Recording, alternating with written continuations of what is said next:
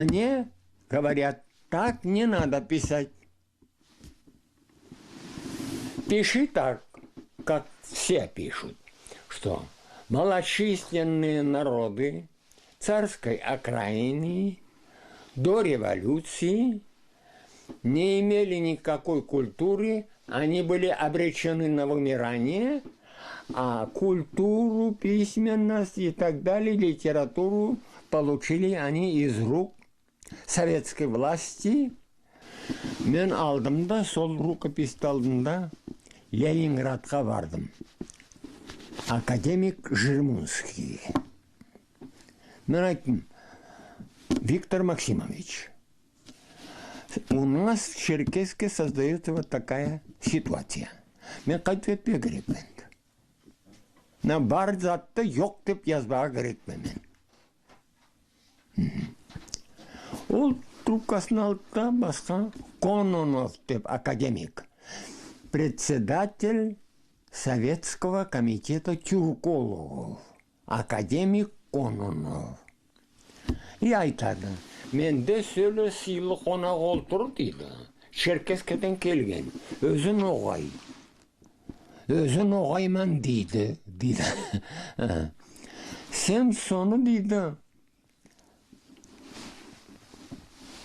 Принимать етіп, сонда тыңла дейді.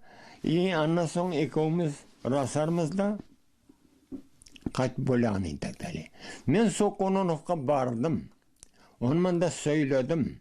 Қайтып Жирмунскийге де келдім. Маға айттылар.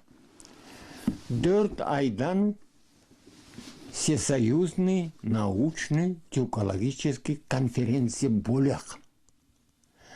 Сен адресіңді қалдыр, біз сен шақырырмыз. Сен мына докладты алып келерсің. Сағат сөз берілер трибуна. Сен оқырсың.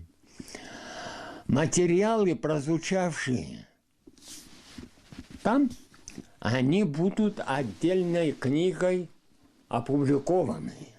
Или в журнале «Советская тюркология».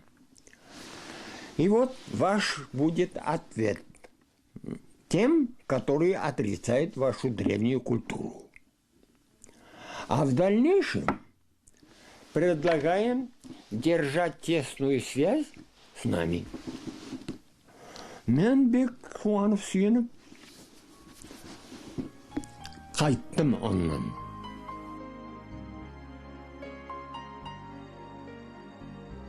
Ашим Имаммазем ұлы Секалиев филология ілімлерінің кандидаты.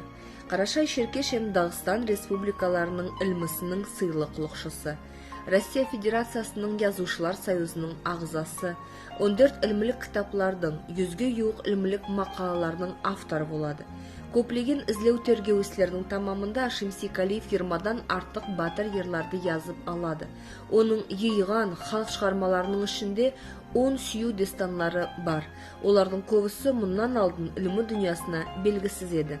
Ноғай эпосының Ахмет, Қопланны батыр, Едіге, Ер тарғыл, Шора батыр, Боз егіт, Қыз ебек, енді де көп басқа айтулы шығармаларды Ноғай халқы сосы